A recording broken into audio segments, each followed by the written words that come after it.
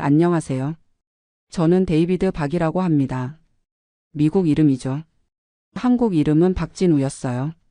32살이고 지금 시애틀에서 소프트웨어 엔지니어로 일하고 있습니다. 오늘 이야기를 들려드리는 이유는 지난달 제가 32년 만에 한국에 있는 제 친가족을 만났기 때문입니다. 생후 8개월에 미국으로 입양된 후 처음으로요. 사실 이 순간이 올 줄은 꿈에도 몰랐어요. 아니, 정확히는 오기를 간절히 바랐지만 불가능할 거라고 생각했었죠. 제가 가족을 찾기 시작한 건 3년 전이었어요. 결혼하고 아이가 생기면서부터였죠. 제 아들 이든이 태어났을 때 처음으로 저와 혈연 관계인 사람을 만나는 경험을 했어요. 그 순간 느꼈던 감정을 어떻게 설명해야 할까요?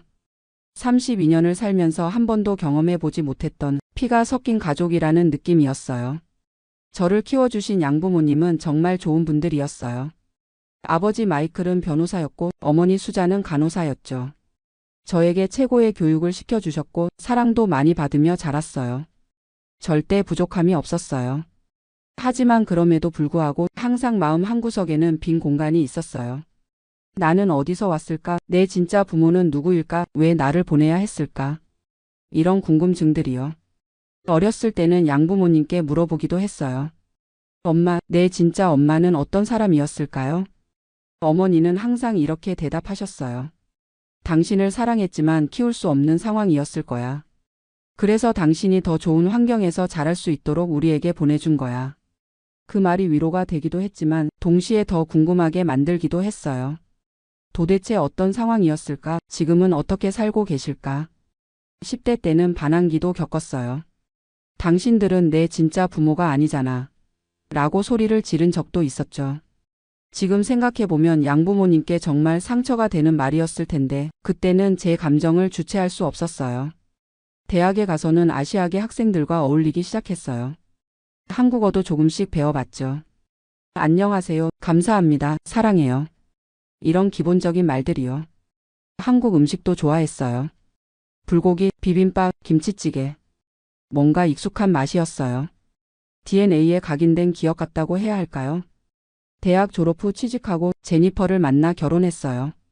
제니퍼는 독일계 미국인이에요. 처음에는 제가 입양아라는 사실을 이해하기 어려워했어요. 왜 친가족을 찾고 싶어 하는지 모르겠다고 했죠. 지금 가족으로 충분하지 않냐고요.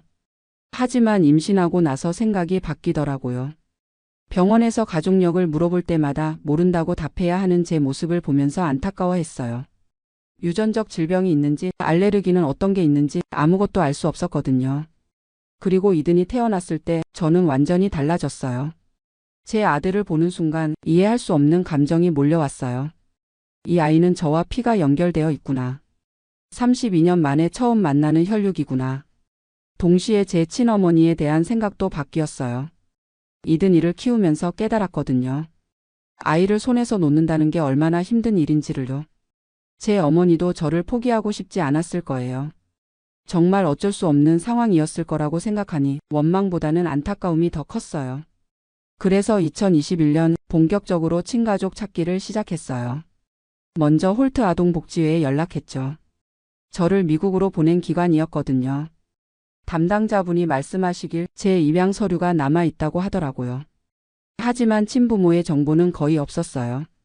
어머니 성함만 김모 씨라고 되어 있고 나이는 당시 19세, 미혼모였다고 기록되어 있었어요. 그게 전부였어요. 아버지에 대한 정보는 아예 없었고 어머니의 본명이나 주소, 연락처 같은 건 일체 기록되어 있지 않았어요. 1993년이니까 30년도 더 전 일이라 당시에는 그런 정보를 자세히 남기지 않았다고 하더라고요. 그래도 포기할 수 없었어요. 인터넷으로 해외 입양인들의 가족 찾기 사례들을 찾아봤죠. DNA 검사를 통해 가족을 찾은 사람들도 많더라고요. 23엔 및 앤세스트리.com 같은 사이트에 DNA를 등록했어요. 혹시 한국에 있는 친척들 중에 DNA 검사를 한 사람이 있다면 매치가 될 수도 있으니까요. 하지만 몇 달이 지나도 의미 있는 결과는 나오지 않았어요. 한국 사람들은 아직 DNA 검사를 많이 하지 않는다고 하더라고요. 미국처럼 대중화되지 않았다고 해서요. 그래서 다른 방법을 찾아봤어요. 한국의 입양인 지원 단체에도 연락해봤죠. 아동권리보장원이라는 곳에서 해외 입양인의 가족 찾기를 도와준다고 하더라고요. 하지만 거기서도 비슷한 이야기를 들었어요. 친부모가 먼저 가족 찾기를 신청해야 정보를 공개할 수 있다고 했어요. 제가 아무리 찾고 싶어도 상대방이 원하지 않으면 안 된다는 거죠. 이해는 했어요. 30년이 지난 지금 제 친어머니는 새로운 삶을 살고 계실 거예요. 결혼도 하셨을 테고 다른 자녀들도 있을 거고. 갑자기 옛날에 입양 보낸 아들이 나타난다면 곤란하실 수도 있겠죠. 그래도 계속 시도해봤어요. 한국 방송국에도 연락해봤어요. 가족을 찾아주는 프로그램이 있다고 들었거든요. 하지만 해외 거주자는 출연이 어렵다고 하더라고요. 2022년에는 직접 한국에 가봤어요. 신혼여행으로 제니퍼와 함께 갔죠. 홀트 아동복지회도 방문하고 혹시 제가 생활했던 위탁 가정이 어디인지도 알아봤어요. 서울 강남구에 있는 홀트 아동복지회 건물에 갔을 때의 기분은 정말 묘했어요. 32년 전에 생후 8개월에 제가 이곳에서 시간을 보냈구나. 그때의 저는 뭘 생각했을까? 무서웠을까? 외로웠을까? 담당자분과 만나서 더 자세한 이야기를 들어봤어요. 제가 위탁 가정에서 약 3개월 정도 지낸 후 미국으로 갔다고 하더라고요. 위탁모님이 저를 정말 예쁘게 키워주셨다고 했어요. 건강하고 밝은 아이였다고. 그 이야기를 들으니 가슴이 뭉클해졌어요. 생후 8개월부터 11개월까지 짧지만 저를 사랑으로 돌봐주신 분이 계셨구나. 위탁모님을 만나 뵐 수 있는지 물어봤지만 이미 돌아가셨다고 하더라고요. 너무 아쉬웠어요. 아기였던 저에 대한 기억을 가지고 계셨을 텐데. 그 여행에서 저는 한국이라는 나라를 처음 제대로 경험했어요. 언어는 전혀 통하지 않았지만 묘하게 편안했어요. 사람들의 얼굴이 저와 닮았고 음식도 맛있었고 뭔가 이곳이 내 고향이구나라는 느낌이 들었어요. 명동과 강남을 걸어 다니면서 혹시 지나가는 사람 중에 제 가족이 있을까 하는 상상도 해봤어요. 저와 닮은 아저씨나 아주머니를 보면 괜히 더 오래 쳐다보기도 했죠. 하지만 그 여행으로는 가족을 찾을 수 없었어요. 실망스럽긴 했지만 그래도 한국을 경험할 수 있어서 의미가 있었어요. 미국으로 돌아와서도 계속 시도했어요. 인스타그램, 페이스북 같은 SNS에도 제 사연을 올려봤어요. 한국어로 번역해서요. 1993년에 태어나서 홀트 아동복지회를 통해 미국으로 입양된 박진우를 찾습니다. 라고. 몇몇 분들이 공유해 주시긴 했지만 역시 연락은 오지 않았어요. 점점 지쳐갔어요. 이든이를 키우면서 바빠지기도 했고 계속되는 실패에 마음도 지쳤거든요. 제니퍼가 위로해줬어요. 당신에게는 우리 가족이 있잖아. 이든이와 나 그리고 양부모님. 그것만으로도 충분하지 않아? 맞는 말이었어요. 저는 이미 충분히 사랑받고 있었거든요. 하지만 그래도 마음 한구석의 궁금증은 사라지지 않았어요. 2023년 말 거의 포기하고 있을 때였어요. 갑자기 홀트 아동복지회에서 연락이 왔어요. 박진우 씨와 관련해서 연락하신 분이 있습니다. 심장이 멈춘 것 같았어요. 전화 너머로 들리는 목소리가 떨리고 있었거든요. 어떤 분이신가요? 본인의 아들을 찾고 있다고 하시는 여성분이세요. 나이와 입양 시기가 일치해서 연락드렸습니다. 그 순간 눈물이 터져 나왔어요. 32년을 기다려온 순간이었어요. 담당자분 말씀으로는 제 친어머니께서 몇 달 전부터 가족 찾기를 신청하셨다고 했어요. 저와 마찬가지로 오랫동안 찾고 싶어 하셨지만 용기가 나지 않아서 미루고 계셨던 거죠.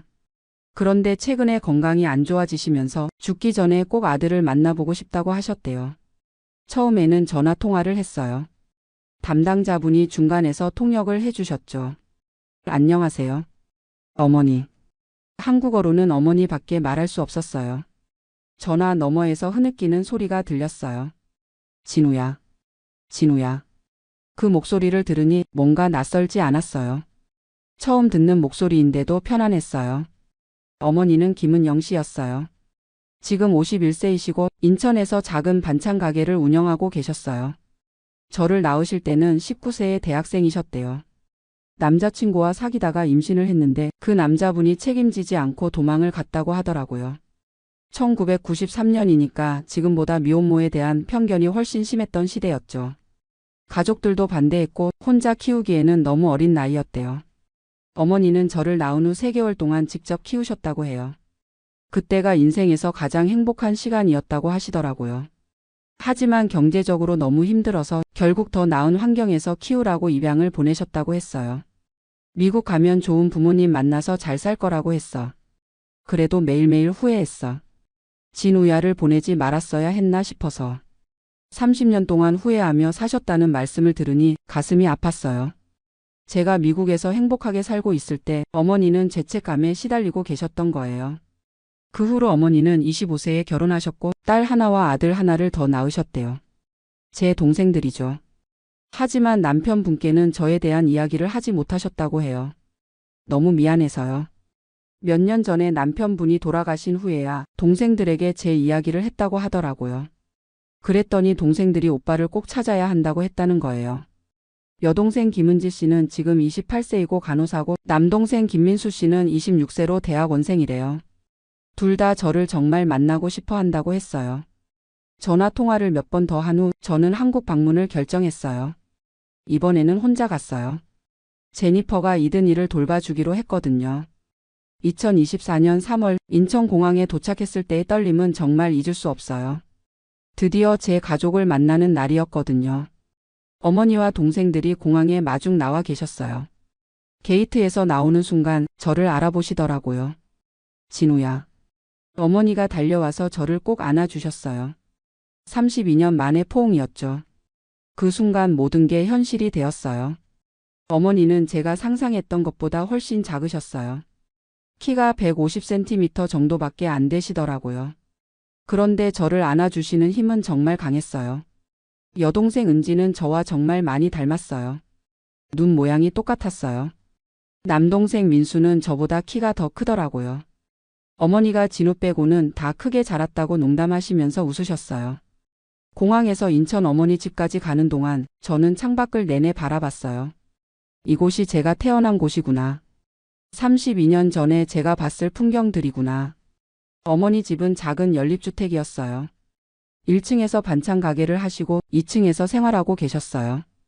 크지는 않았지만 정말 깔끔하고 따뜻한 집이었어요. 제 방도 마련해 두셨어요. 작은 방이었지만 제가 어렸을 때 사진들과 제가 미국에서 보낸 편지들이 액자에 걸려 있었어요. 이게 뭐예요? 놀랍게도 제가 양부모님과 함께 찍은 사진들이 있었어요. 어머니 말씀으로는 홀트 아동복지회에서 가끔 제 근황 사진을 보내줬다고 하시더라고요. 저도 몰랐던 일이에요. 어머니는 그 사진들을 소중히 간직하고 계셨어요. 이 사진은 진우가 5살 때, 이건 초등학교 입학식 때, 이건 고등학교 졸업식 때. 하나하나 설명해 주시는 어머니의 모습을 보니 정말 저를 그리워하셨구나 하는 생각이 들었어요. 그날 밤 늦게까지 이야기를 나눴어요. 통역 앱의 도움을 받아서요. 어머니는 제 미국 생활에 대해 궁금해하셨고 저는 어머니의 지난 30년에 대해 듣고 싶었어요. 어머니는 저를 보낸 후 한동안 우울증에 시달리셨다고 해요. 일도 제대로 할 수 없을 정도로 힘드셨대요. 그러다가 지금의 남편분을 만나서 결혼하셨고 동생들을 낳으면서 조금씩 나아지셨다고 하더라고요. 하지만 그래도 항상 저를 생각하셨대요. 제 생일인 4월 15일에는 매년 미역국을 끓여서 제 건강을 빌어주셨다고 해요. 그 이야기를 들으니 눈물이 났어요. 동생들과도 많은 이야기를 나눴어요. 은지는 저에게 오빠가 있다는 걸 알았을 때 너무 신기했다고 했어요. 민수는 미국에 있는 형을 언제 만날 수 있을까 궁금했다고 하더라고요. 다음 날부터는 어머니와 동생들이 서울 구경을 시켜줬어요. 경복궁, 명동, 한강공원. 32년 만에 보는 고향은 정말 아름다웠어요. 특히 한강에서 치킨을 먹으면서 맥주를 마실 때가 좋았어요. 어머니가 한국 사람은 다 이렇게 한다고 하시면서 웃으셨거든요. 저도 진짜 한국 사람이 된 기분이었어요. 어머니는 제가 좋아할 만한 한국 음식들을 계속 해주셨어요. 김치찌개, 된장찌개, 불고기, 갈비탕. 어릴 때부터 좋아했던 음식들이었는데 어머니가 해주시니 더 맛있었어요. 이 맛이야. 이게 진짜 한국 엄마 손맛이구나. 일주일 동안 머물렀는데 매일매일이 꿈 같았어요. 32년 동안 궁금했던 모든 것들이 풀려가는 느낌이었어요. 제가 어떻게 생겼는지, 누구를 닮았는지, 어떤 성격인지, 유전적 특징은 뭔지. 모든 퍼즐 조각들이 맞춰지는 느낌이었어요. 어머니 말씀으로는 제가 아버지를 많이 닮았다고 하더라고요. 키도 아버지 쪽이고 얼굴 윤곽도 그렇고. 아버지에 대한 이야기는 많이 하지 않으셨지만 나쁜 사람은 아니었다고 하시더라고요. 다만 너무 어려서 책임질 수 없었던 거라고. 한국을 떠나는 날 공항에서 이별할 때가 제일 힘들었어요. 어머니가 계속 우시더라고요. 이번엔 진짜 마지막 인사는 아니지? 다시 올 거지? 저도 울면서 약속드렸어요. 네, 어머니. 꼭 다시 올게요. 이제 가족이 어디 있는지 아니까 자주 올 수 있어요. 동생들도 형, 곧 미국에 놀러 갈게라고 했어요. 은지는 간호사니까 미국에서 일할 기회도 알아보고 있다고 하더라고요. 미국으로 돌아와서 제니퍼와 이든이에게 한국 이야기를 들려줬어요. 제니퍼는 당신이 이렇게 행복해하는 모습은 처음 본다고 하면서 기뻐해줬어요. 이든이에게는 이제 할머니가 한 분 더 생겼어라고 말해줬어요. 한국에 할머니와 이모, 삼촌이 있다고. 이든이도 언제 한국 가서 할머니 만날 거야? 라고 묻더라고요. 지금도 어머니와는 거의 매일 연락해요. 화상통화로 이든이 얼굴도 보여드리고 번역 앱으로 안부도 묻고. 어머니는 손자를 보시면서 정말 행복해하세요. 진호 닮았다. 우리 손자 정말 예쁘다. 이든이도 이제 할머니라는 한국말을 할 줄 알아요. 화상통화할 때마다 할머니 라고 손을 흔들어요. 동생들과도 자주 연락해요. 은지는 영어를 잘해서 직접 대화도 할 수 있어요. 민수는 아직 영어가 어려워하지만 그래도 번역기로 메시지를 주고받아요. 올 여름에는 제니퍼와 이든이를 데리고 한국에 갈 예정이에요. 어머니가 며느리와 손자를 정말 보고 싶어 하시거든요. 한국 전통 옷도 해주고 싶다고 하시고 한국 음식도 가르쳐주고 싶다고 하세요. 제니퍼도 시어머니를 만나는 게 어떨지 궁금하다고 해요. 한국어는 전혀 못하지만 마음으로는 통할 거라고 생각해요.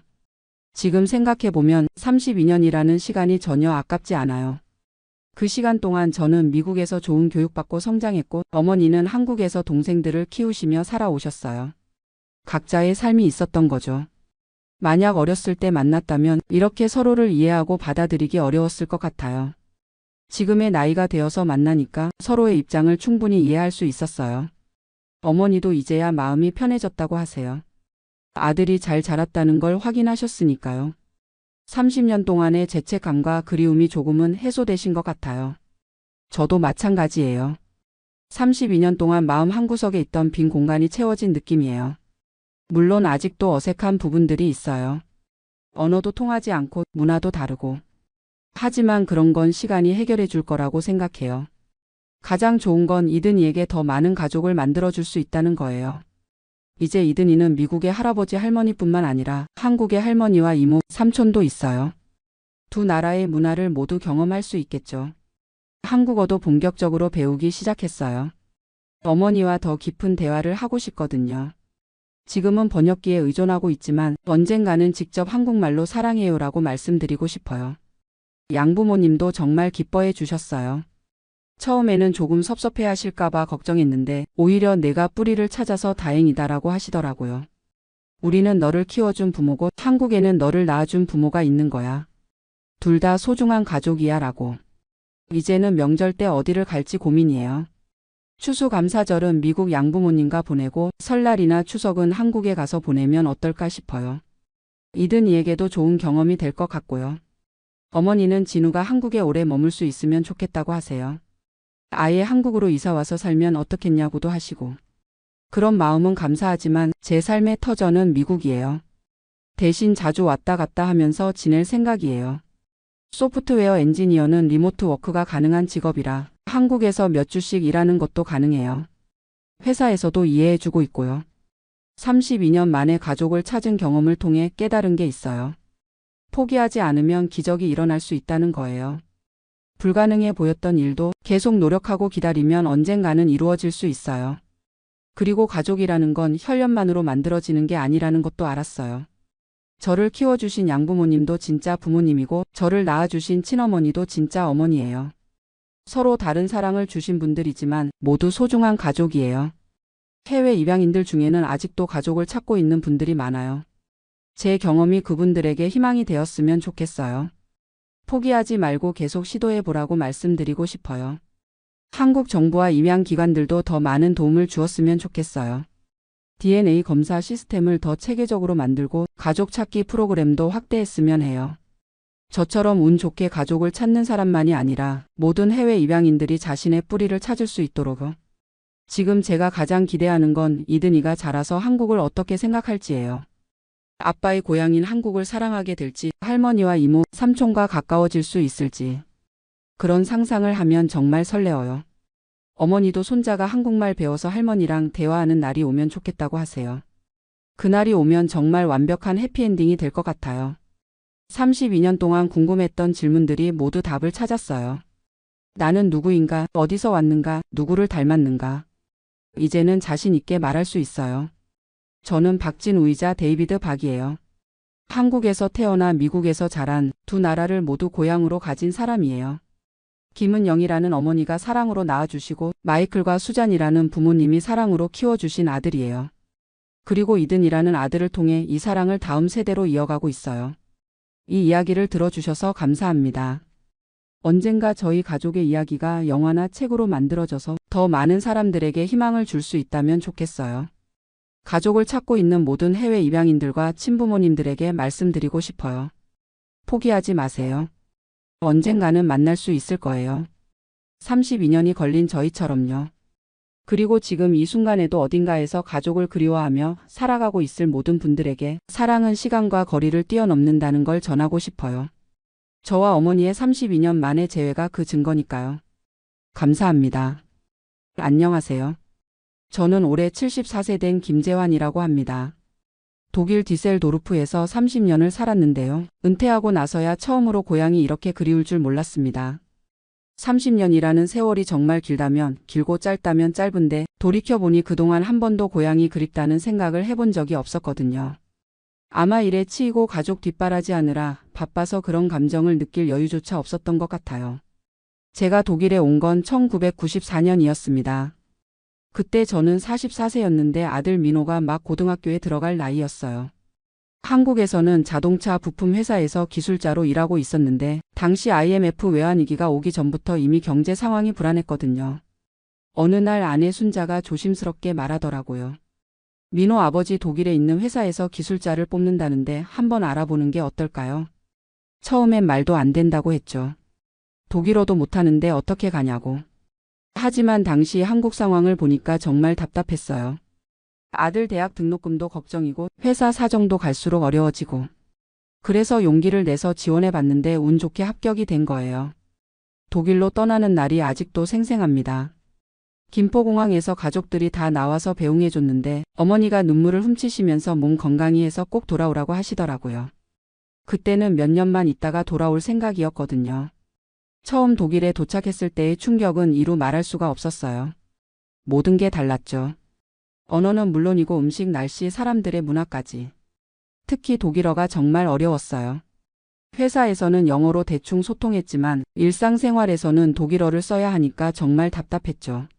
장을 보러 가서도 필요한 걸 제대로 사지 못하고 병원에 가서도 증상을 설명하기가 어려웠고. 처음 1년은 정말 힘들었어요. 매일 밤 한국 가족들 생각하면서 눈물 흘렸던 기억이 나네요. 특히 아들 민호가 보고 싶어서 미칠 것 같았죠. 그때는 지금처럼 인터넷이 발달하지 않아서 국제전화 한 통화하는 것도 큰일이었거든요. 하지만 가족을 위해서라고 생각하니까 참을 수 있었어요. 독일어 야간학교도 다니고 회사 동료들이 도와주기도 해서 조금씩 적응해 나갔죠. 1년 반 후에 드디어 가족들이 독일로 왔어요. 공항에 나가서 아내와 아들을 봤을 때의 기쁨은 정말 말로 표현할 수가 없었어요.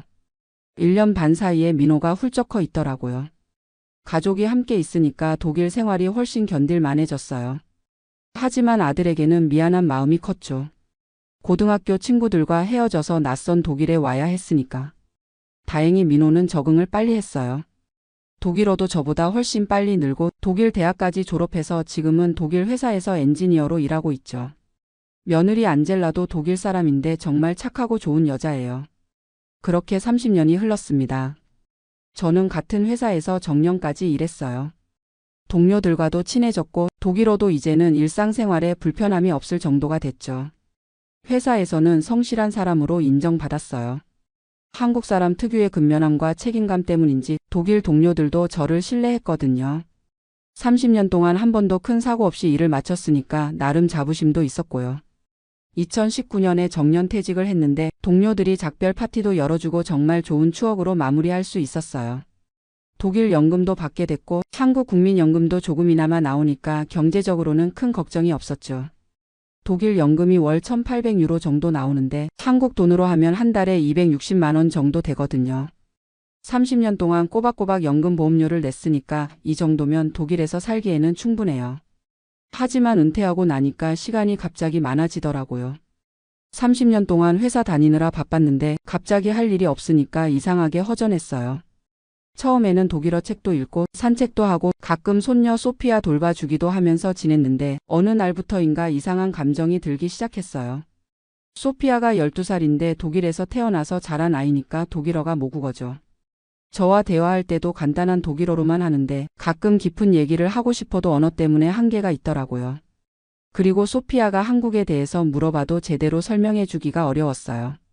30년 전 한국 얘기를 하자니 너무 오래된 것 같고 지금 한국이 어떻게 변했는지도 잘 모르겠고 그러던 어느 날 인터넷에서 우연히 목포 관련 영상을 봤어요. 고향 목포의 모습이 나오는데 갑자기 가슴이 뭉클해지더라고요. 어렸을 때 뛰어놀던 목포 앞바다, 어머니가 끓여주신 홍어찜 냄새, 친구들과 함께 걸었던 유달산 길. 그런 추억들이 주마등처럼 스쳐 지나가는 거예요. 그 이후로는 한국 관련 뉴스나 영상을 자주 보게 됐어요. 서울이 이렇게 발전했구나, K-팝이라는 게 세계적으로 인기가 많구나, 이런 것들을 보면서 신기하기도 하고 자랑스럽기도 했죠. 특히 코로나19 때 한국의 방역이 잘 됐다는 뉴스를 보면서 우리나라가 정말 선진국이 됐구나 하는 생각이 들었어요. 제가 떠났을 때와는 정말 다른 모습이더라고요. 그러면서 자연스럽게 고향 친구들이 궁금해졌어요. 30년 동안 연락을 거의 못했거든요. 가끔 명절 때 안부 전화 정도만 했을 뿐이죠. 인터넷으로 고향 친구들을 찾아봤는데 정말 반가웠어요. 중학교 동창 중에 몇 명과 연락이 닿았거든요. 친구들과 화상통화를 하는데 30년 만에 보는 얼굴들이 모두 나이가 들어 있더라고요. 저도 마찬가지겠지만 세월의 흐름을 실감할 수 있었죠. 친구들이 그러더라고요. 재환아, 너 독일에서 잘 살고 있다면서. 언제 한번 고향에 안 올 거냐. 어머니 아버지 산소도 한번 가봐야지. 그 얘기를 들으니까 가슴이 먹먹해졌어요. 부모님 산소를 30년 동안 한 번도 가보지 못했다는 게. 물론 독일에서도 추도는 했지만 직접 산소를 찾아뵙지 못한 게 정말 죄송했거든요. 그때부터 고향에 가고 싶다는 마음이 간절해졌어요. 하지만 막상 가족들에게 얘기하니까 반응이 별로더라고요. 아내 순자는 걱정이 많았어요. 여보, 코로나도 아직 완전히 끝나지 않았는데 나이도 있으신데 그런 먼 여행을 왜 하려고 그래요? 독일에서 편하게 사는 게 낫지 않을까요? 아들 민호도 비슷한 반응이었어요. 아버지 30년 동안 안 가신 곳을 지금 가서 뭐 하시려고요? 아버지도 이제 독일 사람이나 마찬가지인데 굳이 불편하게 한국까지 가실 필요 있나요? 며느리 안젤라는 이해는 해주면서도 걱정을 했어요. 아버지의 마음은 이해하지만 건강을 생각하면 조심스럽다고. 하지만 저는 마음을 정했어요. 74살이라는 나이를 생각하면 언제까지 미룰 수는 없잖아요. 지금 가지 않으면 영영 갈 기회가 없을 수도 있다고 생각했거든요. 가족들을 계속 설득했어요. 그냥 일주일 정도만 다녀올 테니까 걱정하지 말라고. 부모님 산소도 가보고 고향 친구들도 만나고 그러면 마음이 편해질 것 같다고. 결국 가족들이 허락해줬어요. 대신 혼자 가지 말고 아들과 함께 가라고 하더라고요. 민호도 30년 만에 한국에 가보는 게 좋겠다면서 함께 가겠다고 했죠. 2023년 가을에 드디어 한국행 비행기표를 끊었어요. 30년 만에 고향 방문이었죠. 설레기도 하고 걱정도 되고 복잡한 마음이었어요. 비행기에서 내려다본 인천공항이 정말 웅장하더라고요. 제가 떠났을 때는 김포공항이었는데 인천에 이렇게 큰 공항이 생겼다는 것 자체가 신기했어요. 공항에서부터 한국의 발전상을 실감할 수 있었어요. 모든 게 디지털화되어 있고 사람들이 스마트폰으로 모든 걸 처리하더라고요. 서울에서 하루 묵고 다음날 목포로 향했어요. KTX를 타고 가는데 창밖으로 보이는 풍경이 제가 기억하는 것과는 완전히 달랐어요. 고속도로도 넓어지고 새로 생긴 도시들도 많고 목포역에 도착했을 때의 감격은 정말 말로 표현할 수가 없었어요. 30년 만에 밟는 고향 땅이었거든요. 아들 민호도 어렸을 때의 기억을 떠올리며 감동하더라고요. 하지만 목포도 많이 변해 있었어요. 제가 어렸을 때 살던 동네는 재개발이 되어서 아파트가 들어서 있고 옛날 골목길들은 많이 사라져 있더라고요. 그래도 목포 앞바다는 여전히 그대로였어요. 어렸을 때 친구들과 고기 잡으러 다니던 그 바다. 파도 소리를 들으니까 어린 시절이 생생하게 떠올랐어요. 유달산에도 올라가 봤어요. 예전보다 등산로가 잘 정비되어 있고 정상에서 내려다본 목포 시내도 많이 달라져 있었지만 그 느낌만큼은 여전했어요. 고향 친구들과의 만남이 가장 감동적이었어요. 30년 만에 만난 친구들이었는데 처음에는 서로 알아보지 못할 정도로 늙어 있었지만 이야기를 나누다 보니 어릴 때 그 모습 그대로더라고요. 친구들이 그러더라고요. 재환아, 너 독일에서 고생 많이 했구나.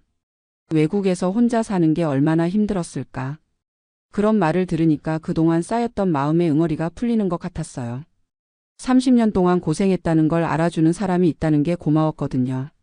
부모님 산소에 간 날은 정말 눈물이 많이 났어요.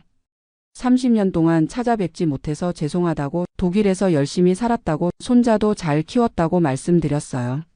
산소 앞에서 절을 올리는데 아들 민호도 함께 절을 하면서 눈물을 흘리더라고요.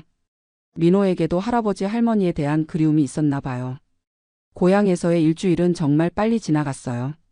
친구들과 옛날 얘기도 하고 어렸을 때 다녔던 학교도 가보고 추억이 깃든 곳들을 하나하나 둘러봤어요. 특히 어머니가 자주 가시던 목포 전통시장에 가봤는데 그때의 냄새와 분위기가 그대로 남아있더라고요. 홍어찜도 사서 먹어봤는데 어릴 때 그 맛 그대로였어요. 하지만 일주일이 지나니까 이상하게 독일이 그리워지기 시작했어요. 30년을 산 곳이니까 이제는 독일이 제 삶의 터전이 된 거죠. 아내도 보고 싶고 며느리 안젤라와 손녀 소피아도 보고 싶어졌어요. 독일로 돌아가는 비행기에서 생각이 많았어요. 고향 방문을 통해서 깨달은 게 있었거든요. 30년 동안 저는 고향을 그리워한 것이 아니라 어린 시절의 추억을 그리워했던 것 같아요. 지금의 목포는 제가 기억하는 그 목포가 아니었거든요. 시간이 흘러서 모든 게 변해 있었죠. 그리고 제가 진짜로 그리워했던 건 고향이 아니라 어릴 때의 순수했던 마음, 가족들과 함께했던 따뜻한 시간들, 그런 것들이었던 것 같아요. 독일에 도착해서 가족들이 공항에 마중 나왔을 때 정말 반가웠어요. 아내 순자가 여보 고생했다고 말하면서 안아주는데 이곳이 진짜 제 집이구나 하는 생각이 들었어요. 손녀 소피아도 할아버지 오빠 어떻게 지냈어요? 라고 독일어로 물어보는데 그 모습이 너무 사랑스러웠어요. 비록 언어는 다르지만 우리는 가족이고 이 아이에게는 제가 독일에 사는 할아버지인 거죠. 집에 와서 아내와 이런저런 얘기를 나눴어요. 고향 방문이 어땠는지, 친구들은 어떻게 지내고 있는지, 부모님 산소는 잘 찾았는지. 아내도 고향 소식을 듣고 나서 그러더라고요. 여보, 이제 마음이 좀 편해졌어요. 30년 동안 부모님 산소도 못 가보고 사셔서 얼마나 마음 아프셨을까요? 그래요, 정말 마음이 편해졌어요. 고향에 가보니까 이제는 더 이상 그리워할 필요가 없겠더라고요. 제 인생은 여기 독일에 있으니까. 요즘은 손녀 소피아와 더 많은 시간을 보내려고 해요. 독일어 공부도 더 열심히 해서 소피아와 깊은 대화를 나누고 싶거든요. 그리고 소피아에게 한국 문화도 조금씩 가르쳐주고 있어요. 한국어는 아직 어려워하지만 한국 음식은 좋아해요. 제가 김치찌개 끓여주면 맛있다고 먹거든요. 아마 할아버지의 정성이 들어가서 그런가 봐요. 그리고 아들 민호와도 관계가 더 좋아진 것 같아요. 함께 한국에 다녀온 이후로 서로에 대해 더 이해하게 됐거든요. 민호도 자기 뿌리에 대해서 다시 생각해보는 기회가 됐다고 하더라고요. 30년이라는 시간 동안 저는 정말 많은 걸 얻었어요. 독일에서 안정적인 생활을 할 수 있었고 아들은 좋은 사람 만나서 행복하게 살고 있고 손녀도 건강하게 잘 자라고 있어요. 물론 고향을 떠나는 것이 쉬운 일은 아니었어요. 언어도 문화도 다른 곳에서 살아가는 것, 부모님을 가까이서 모시지 못한 것, 그런 아쉬움들이 있죠. 하지만 그 모든 것들이 헛된 것은 아니었어요. 가족을 위해서 했던 선택이고 그 결과로 지금의 행복이 있는 거니까. 요즘 같은 세상에는 외국에 사는 한국 분들이 정말 많잖아요. 다들 나름의 이유로 고향을 떠나서 살고 계실 텐데 가끔은 고향이 그리우실 거예요. 그런 분들께 말씀드리고 싶은 건 고향을 그리워하는 마음은 자연스러운 거라는 거예요. 그리고 기회가 되면 한 번쯤은 고향에 가보시라는 거고요. 하지만 더 중요한 건 지금 여러분이 살고 있는 곳에서 행복을 찾는 것이라고 생각해요. 고향은 추억 속에 있는 거고 현실은 지금 여기에 있으니까요. 저도 처음에는 독일이 낯설고 어려웠지만 30년을 살다 보니 이제는 제2의 고향이 됐어요. 독일 동네 사람들과도 친해졌고 슈퍼마켓 직원들과도 인사를 주고받는 사이가 됐거든요. 얼마 전에는 우리 동네에서 작은 파티가 있었는데 이웃들이 저를 초대해 줬어요. 30년 전에는 상상도 할 수 없었던 일이죠. 그때 정말 감사한 마음이 들었어요. 그리고 독일 사람들의 좋은 점도 많이 배웠어요. 일과 휴식의 균형을 중시하는 것, 환경을 생각하는 마음, 다른 사람을 배려하는 문화. 이런 것들은 정말 배울 만한 것들이에요. 며느리 안젤라를 통해서도 많은 걸 배웠어요. 처음에는 외국 며느리라고 해서 어색했는데 지금은 친딸처럼 생각해요.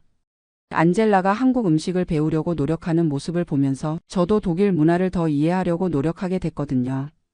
특히 안젤라가 김치 담그는 법을 배우고 싶다고 해서 함께 김치를 담갔던 적이 있어요. 처음에는 매워서 힘들어했는데 지금은 김치를 직접 담가서 먹을 정도가 됐어요. 손녀 소피아는 정말 제 인생의 기쁨이에요. 독일어로 대화하는 게 완벽하지는 않지만 서로 마음은 통하거든요. 소피아가 학교에서 있었던 일을 제게 얘기해 줄 때면 정말 행복해요. 소피아에게 가끔 한국 동화책을 읽어주기도 해요. 물론 독일어로 번역된 것들이지만 한국의 전래 동화나 옛날 이야기를 들려주면 재미있어해요. 흥부와 놀부 이야기를 특히 좋아하더라고요. 그리고 소피아가 한국에 대해서 질문할 때면 최대한 쉽게 설명해 주려고 노력해요. 한국은 할아버지가 태어난 곳이고 아름다운 산과 바다가 있는 곳이라고. 언젠가 소피아도 한국에 가볼 수 있으면 좋겠어요. 요즘은 한국과 독일을 오가는 분들도 많아졌어요. 교통이 발달해서 예전보다 훨씬 가깝게 느껴지거든요. 인터넷으로도 실시간으로 한국 소식을 볼 수 있고 화상통화로 고향 친구들과도 자주 연락해요. 코로나19 때문에 한동안 여행이 어려웠지만 이제는 다시 자유롭게 왕래할 수 있게 됐잖아요. 그래서 내년에는 아내와 함께 한국에 가볼 계획이에요. 아내도 30년 만에 고향에 가보고 싶다고 하거든요. 하지만 이번에는 너무 큰 기대는 하지 않으려고 해요. 지난번 여행을 통해서 깨달았거든요. 고향은 변하는 것이고 추억은 마음속에 간직하는 것이라는 걸. 대신 감사하는 마음으로 가려고 해요. 30년 동안 건강하게 살 수 있게 해주신 것, 가족들이 모두 무사히 지낼 수 있었던 것, 이런 것들에 대해서 부모님께 감사드리고 싶어요. 그리고 고향 친구들과도 더 자주 연락하려고 해요. 나이가 들수록 친구의 소중함을 더 느끼게 되거든요. 서로 건강하게 오래 살면서 좋은 추억 더 많이 만들고 싶어요. 요즘 저는 정말 만족스러운 삶을 살고 있어요. 독일 연금도 충분하고 건강도 괜찮고 가족들도 모두 잘 지내고 있어서 가끔 동네를 산책하면서 생각해요. 30년 전 결정이 옳았었구나. 힘들기도 했지만 결과적으로는 좋은 선택이었다고. 특히 아들 민호가 잘 성장해서 독일 사회에 정착한 걸 보면 정말 뿌듯해요. 민호는 이제 완전히 독일 사람이 됐지만 동시에 한국인으로서의 정체성도 잃지 않고 있거든요. 명절 때는 집에서 한국 음식을 해먹고 한국 드라마나 영화도 가끔 보고 K-팝 음악도 들어요. 안젤라도 함께 즐기니까 가족 모두가 한국 문화를 공유하고 있는 셈이죠. 이제 74살이 됐으니까 앞으로 얼마나 더 살 수 있을지 모르겠지만 남은 시간은 정말 소중하게 보내고 싶어요. 가족들과 함께하는 시간을 더 늘리고 건강을 잘 관리해서 손녀 소피아가 성장하는 모습도 더 오래 지켜보고 싶고요. 독일에서 30년을 살면서 배운 게 있다면 인생에서 정말 중요한 건 돈이나 성공이 아니라 가족이라는 거예요. 가족이 건강하고 행복하면 그것만으로도 충분히 성공한 인생이라고 생각해요. 혹시 지금 외국에서 살면서 고향이 그리워서 힘드신 분들이 계시다면 너무 조급해하지 마시라고 말씀드리고 싶어요. 시간이 지나면 지금 사는 곳도 고향이 될 수 있거든요. 저처럼 은퇴하고 나서 갑자기 고향이 그리워질 수도 있어요. 그럴 때는 꼭 한번 가보세요. 그러면 마음의 정리가 될 거예요. 하지만 더 중요한 건 지금 이 순간을 소중히 여기는 거라고 생각해요. 과거에 매이지도 말고 미래를 너무 걱정하지도 말고 지금 여기서 주어진 하루하루를 감사하게 살아가는 것. 저는 앞으로도 독일에서 계속 살아갈 거예요. 이제 이곳이 제 진짜 고향이니까요. 30년이라는 세월이 만들어준 소중한 인연들이 있고 사랑하는 가족들이 있으니까요. 그리고 가끔 한국에 가서 어린 시절 추억을 되새기고 고향 친구들과 좋은 시간 보내고 부모님께 안부 인사드리고 올 거예요. 마지막으로 30년 동안 저를 따뜻하게 받아준 독일 사람들에게도 감사드리고 싶어요. 낯선 외국인이었던 저를 동등한 이웃으로 대해주셔서 정말 고마웠어요. 그리고 무엇보다 30년 동안 함께 고생해준 아내 순자에게 가장 고마워요. 혼자서는 절대 할 수 없었던 일이었거든요. 앞으로도 건강하게 오래 살면서 함께 행복한 시간 보내고 싶어요. 고향을 그리워하는 것도 좋지만 지금 내가 있는 곳에서 행복을 찾는 것이 더 중요하다는 것. 그것이 74살이 되어서야 깨달은 인생의 지혜입니다. 감사합니다. 안녕하세요. 저는 지금 뉴질랜드 오클랜드에 살고 있는 42세 남자입니다. 한국에서 IT 회사 팀장으로 일하다가 3년 전 가족들과 함께 뉴질랜드로 이민을 왔어요. 솔직히 말하면 지금 이 사연을 쓰고 있는 저 자신이 좀 부끄럽습니다. 3년이라는 시간 동안 그렇게 열심히 준비했던 이민인데 막상 와보니 생각했던 것과 너무 달랐거든요. 사실 처음에는 정말 설렜어요. 미세먼지 없는 깨끗한 공기, 아이가 마음껏 뛰어놀 수 있는 넓은 자연, 일과 삶의 균형이 잡힌 여유로운 삶. 그런 것들을 꿈꾸며 이민을 준비했죠. 하지만 막상 와서 살아보니 예상하지 못했던 것들이 너무 많았어요. 특히 가장 힘든 건 한국이 이렇게 그리워질 줄 몰랐다는 거예요. 지금부터 제가 경험한 뉴질랜드 이민의 현실, 그리고 왜 한국이 그리워지게 되었는지 솔직하게 말씀드려 보려고 합니다. 혹시 뉴질랜드 이민을 생각하고 계신 분들까? 조금이라도 도움이 되었으면 좋겠어요. 저희가 뉴질랜드 이민을 처음 생각하게 된 건 딸 아이가 초등학교 5학년이었을 때였어요. 제가 다니던 회사가 판교에 있었는데 매일 아침 출근길에 보는 회색빛 하늘과 아이가 학원에서 학원으로 뛰어다니는 모습을 보니까 문득 이게 맞나 싶더라고요. 특히 결정적이었던 건 딸아이가 어느 날 저한테 이런 말을 했어요. 아빠, 나는 언제 친구들이랑 그냥 놀 수 있어? 그 말을 듣는 순간 가슴이 먹먹해지더라고요. 아이가 정말로 원하는 건 뭘까? 우리가 아이에게 주고 싶은 삶은 뭘까? 그런 생각들이 계속 들었어요. 그때 마침 회사 동료 중에 호주로 이민을 간 형이 있었는데 그 형이 보내준 사진들을 보니까 정말 부러웠어요. 넓은 집 앞마당에서 바비큐를 하고 아이들이 마음껏 뛰어놀고 있는 모습들요. 부인하고도 여러 번 이야기를 나눴어요. 부인은 처음에는 반대했어요. 우리가 여기서 나름 안정적으로 살고 있는데 왜 굳이 힘들게 외국으로 가려고 하냐고 하더라고요. 하지만 저는 계속 설득했어요. 아이의 미래를 생각해보자, 더 좋은 환경에서 키워주자, 우리도 여유로운 삶을 살아보자고요.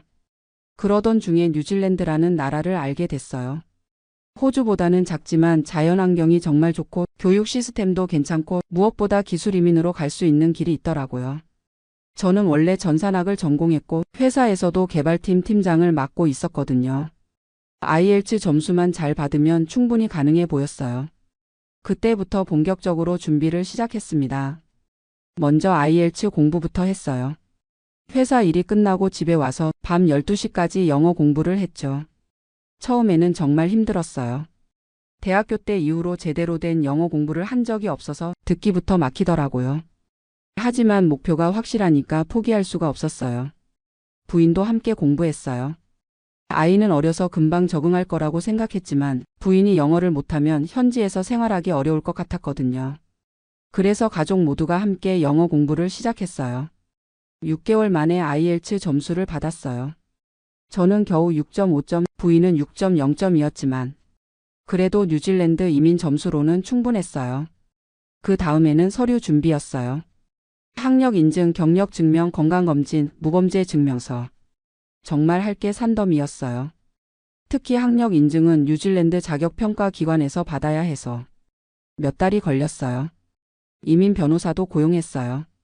비용이 만만치 않았지만 혼자 하기에는 너무 복잡하더라고요. 변호사가 도와주니까 훨씬 수월했어요. 그렇게 1년 반 정도 걸려서 드디어 이민 신청을 접수했어요. 그리고 또 1년을 기다렸죠. 그 기간 동안 정말 애가 탔어요. 혹시 거부되면 어떡하나, 준비한 게 다 물거품이 되는 건 아닌가. 그런 걱정들로 밤잠을 설쳤어요. 드디어 승인 소식이 왔을 때는 정말 하늘을 날아갈 것 같았어요. 부인이랑 둘이 얼싸안고 울었거든요. 아이도 신나서 친구들한테 자랑하고 다녔어요. 그때부터는 이사 준비였어요. 한국에 있던 집을 팔고 가져갈 짐들을 정리하고 항공편도 예약하고 정말 바쁜 나날들이었어요. 무엇보다 회사를 그만두는 게 제일 아쉬웠어요.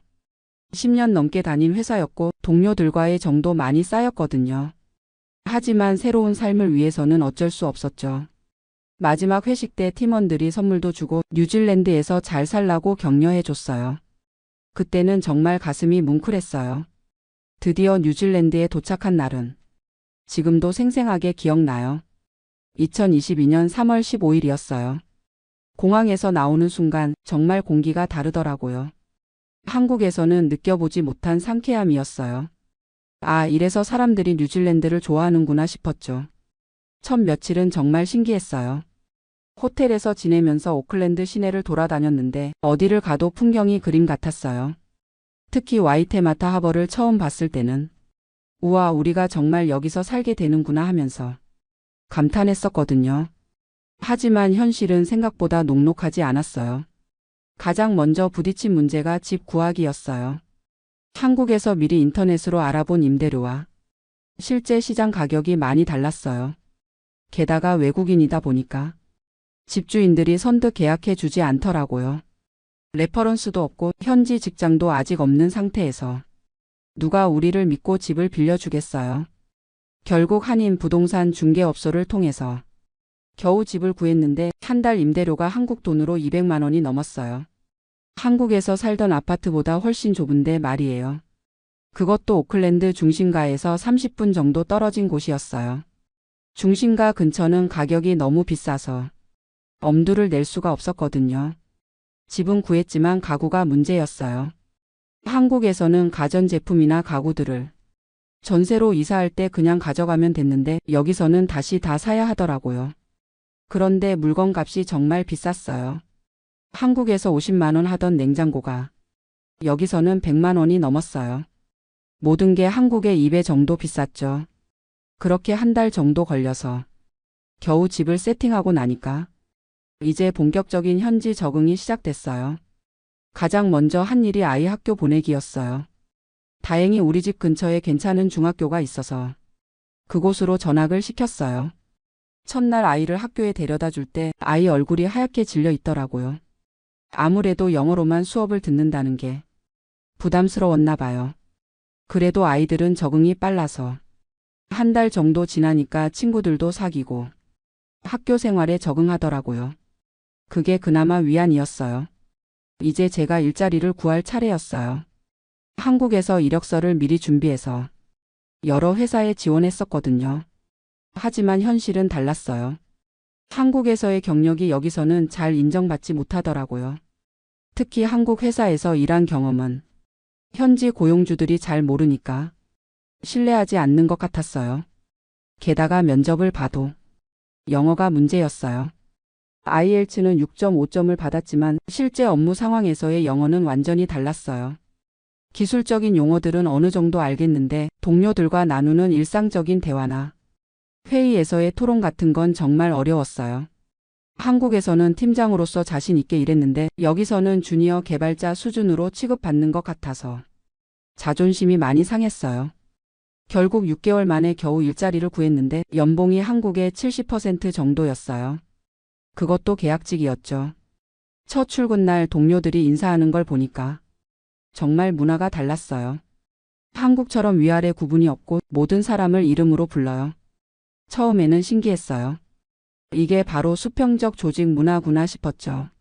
하지만 점점 적응하기 어려워지더라고요. 한국에서는 팀장으로서 어느 정도 권한이 있었는데 여기서는 그냥 팀원 중 한 명일 뿐이었어요. 의견을 내고 싶어도 영어가 걸려서 제대로 표현하기 어려웠고요. 점심시간에도 문제였어요. 한국에서는 동료들과 함께 식당에 가서 식사하면서 이런저런 이야기를 나눴는데 여기서는 각자 도시락을 싸와서 혼자 먹는 경우가 많더라고요. 그러다 보니까 동료들과 친해지기가 쉽지 않았어요. 업무 이외의 개인적인 대화를 나눌 기회가 별로 없었거든요. 그런데 가장 힘든 건 생활비였어요. 임대료, 전기세, 가스비, 인터넷비. 모든 고정비가 한국의 2배 정도였어요. 특히 식비가 문제였어요. 마트에서 장을 보는데 한국 돈으로 쌀 10kg이 5만 원, 닭고기 1kg이 2만 원이더라고요. 한식 재료는 더 비쌌어요. 한인 마트에서 김치 1kg에 2만 원, 고추장 하나에 1만 5천 원. 정말 깜짝 놀랐어요. 외식은 더 비쌌어요. 짜장면 한 그릇이 2만 원, 갈비탕이 3만 원이더라고요. 가족들과 한식당에 한 번 가면 10만 원은 기본이었어요. 그래서 집에서 해먹는 일이 많아졌는데 부인이 스트레스를 많이 받더라고요. 한국에서는 반찬 가게에서 사다 먹거나 배달 음식도 자주 시켜 먹었는데 여기서는 모든 걸 직접 만들어야 하니까요. 그러다가 결정적인 사건이 하나 있었어요. 어느 날 아이가 학교에서 돌아와서 울고 있더라고요. 무슨 일이냐고 물어보니까 반 친구들이 너는 아시아 사람이니까 수학을 잘할 거야 라고 놀렸다는 거예요.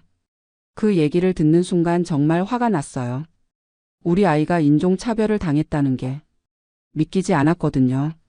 뉴질랜드는 다문화 국가라고 해서 그런 일은 없을 거라고 생각했는데 아이들 세계에서는 여전히 그런 게 있더라고요. 그때부터 아이가 학교 가기를 싫어하기 시작했어요. 아빠, 우리 언제 한국 가? 라고 자꾸 물어보더라고요. 그런 아이를 보면서 정말 마음이 아팠어요. 우리가 아이에게 더 좋은 환경을 만들어 주려고 온 건데 오히려 아이가 힘들어하고 있는 게 아닌가. 그런 생각이 들었거든요. 부인도 점점 힘들어했어요. 한국에서는 직장을 다녔는데 여기서는 영어가 부족해서 일자리를 구하지 못했어요. 그러다 보니까 하루 종일 집에만 있게 되고 사람들과 만날 일도 별로 없고 점점 우울해지더라고요. 한국에 있을 때는 친구들과 자주 만나고 쇼핑도 하고 영화도 보고 했는데 여기서는 그런 여가 생활을 하기가 쉽지 않았어요. 무엇보다 언어 때문에 현지 사람들과 깊은 대화를 나누기 어려웠거든요. 그러다 보니까 점점 고립감을 느끼게 됐어요. 저도 회사에서 스트레스를 받고 있었어요. 한국에서는 경험이 많고 능력 있는 개발자였는데 여기서는 항상 주눅이 들어 있더라고요. 회의 때마다 의견을 말하고 싶은데 영어로 표현하는 게 자연스럽지 않아서 그냥 가만히 있게 되는 경우가 많았어요. 그러면 동료들이 저를 소극적인 사람으로 생각하는 것 같았고요. 그렇게 6개월 정도 지나니까 가족 모두가 지쳐가고 있었어요. 특히 아이가 점점 내성적으로 변해가는 게 제일 걱정됐어요. 그러던 어느 날 한국에 있는 옛 직장 동료한테서 연락이 왔어요. 카카오톡으로 안부를 물으면서 뉴질랜드 생활 어때? 좋아? 라고 물어보더라고요. 순간 대답이 막혔어요. 좋다고 말하기는 어려웠고 힘들다고 말하기도 창피했거든요.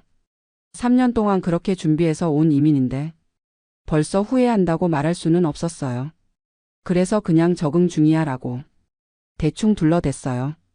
하지만 그 대화를 나누고 나서 정말 많은 생각이 들었어요. 과연 우리가 지금 행복한가? 아이에게 정말 더 좋은 환경을 만들어준 건가? 이런 질문들이 계속 머릿속을 맴돌았어요. 그때부터 한국이 그리워지기 시작했어요. 한국에 있을 때는 당연하게 생각했던 것들이 여기서는 정말 소중하게 느껴지더라고요.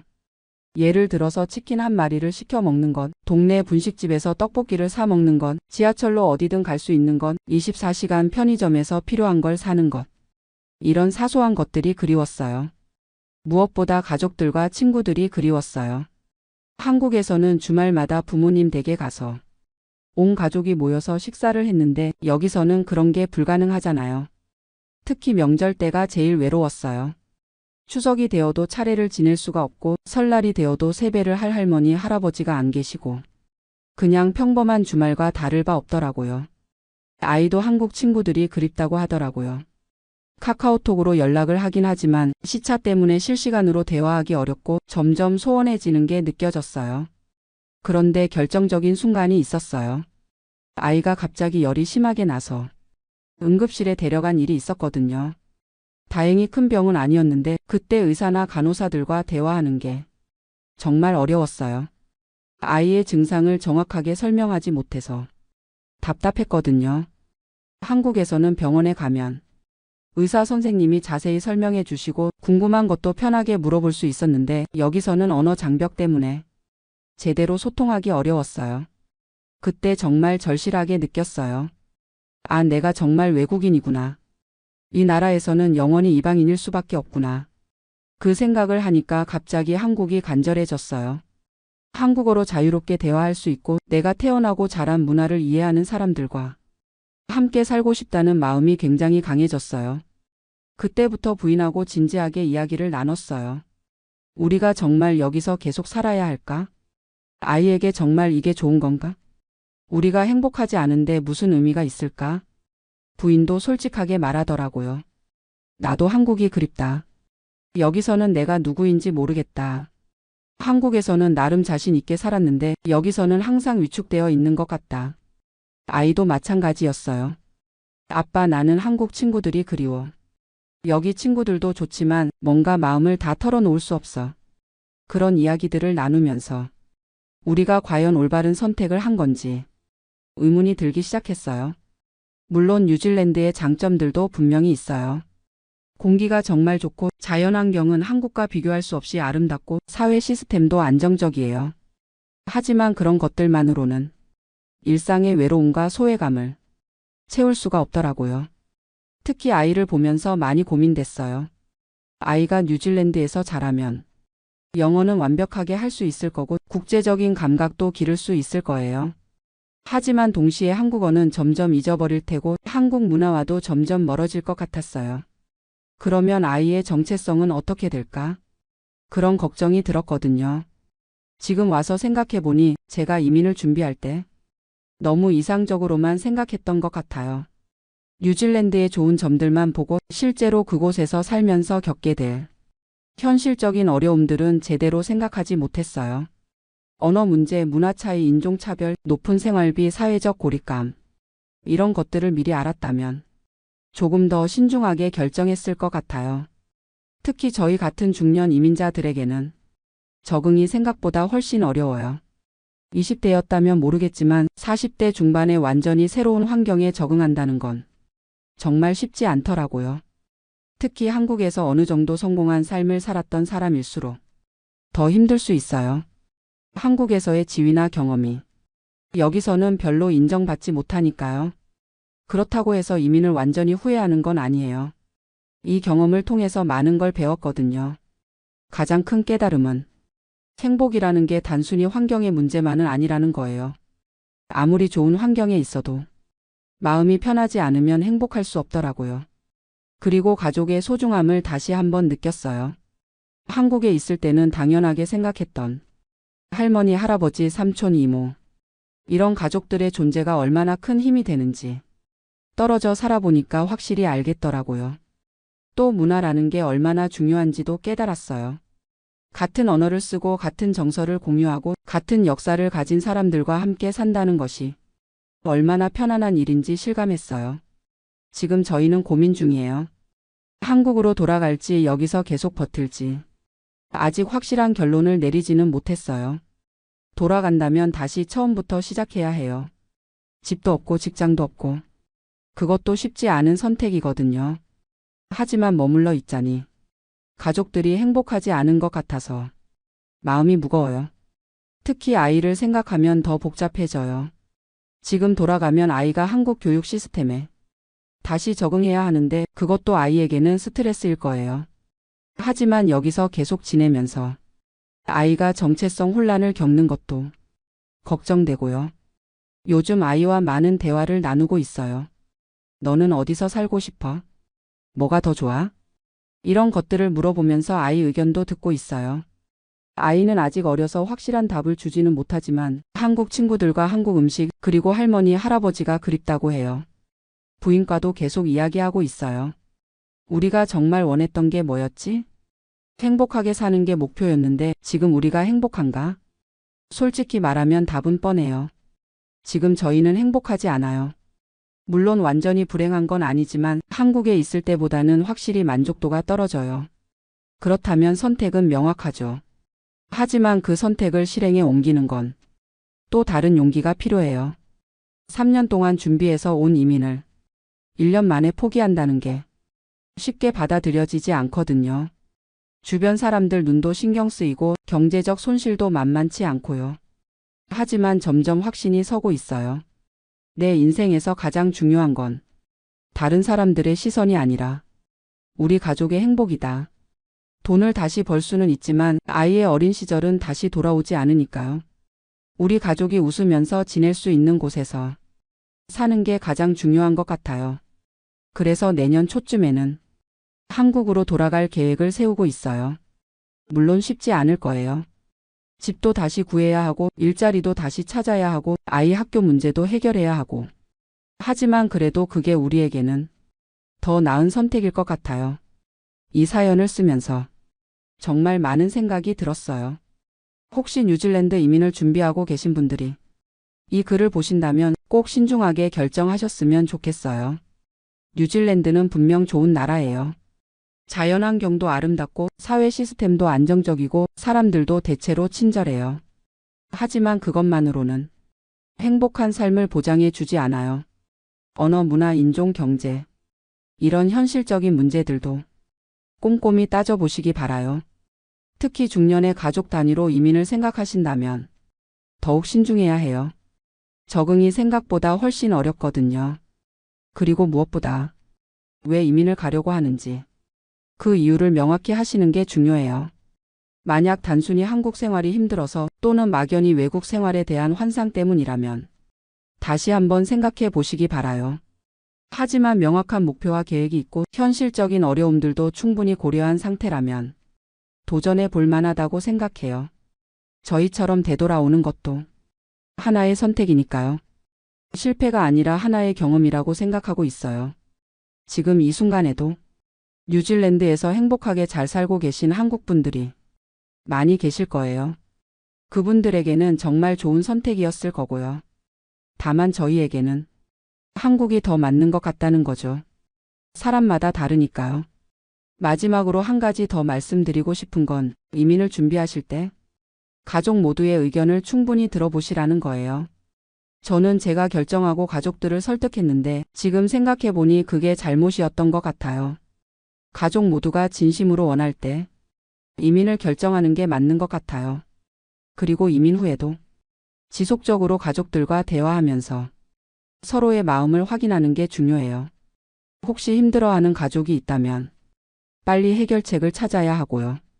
저희는 이제 한국으로 돌아가서 다시 새로운 시작을 준비하고 있어요. 물론 쉽지 않겠지만 가족이 함께 있으면 뭐든 할 수 있다고 믿어요. 뉴질랜드에서의 1년 반은 힘들었지만 소중한 경험이었어요. 아이도 영어 실력이 늘었고 저희 부부도 더 끈끈해진 것 같고 무엇보다 정말 소중한 것이 무엇인지 깨달을 수 있었거든요. 그래서 후회하지 않아요. 이 경험이 있었기에 앞으로는 더 현명한 선택을 할 수 있을 것 같아요. 마지막으로 이 사연을 읽어주신 모든 분들께 감사드려요. 저의 솔직한 이야기가 누군가에게는 도움이 되었으면 좋겠어요. 그리고 지금 해외에서 힘들게 생활하고 계신 모든 분들께도 응원의 말씀을 드리고 싶어요. 어떤 선택을 하든 그것이 여러분에게는 최선의 선택일 거라고 믿어요. 행복은 멀리 있는 게 아니라 마음에 있는 거라는 걸 이번 경험을 통해 배웠어요.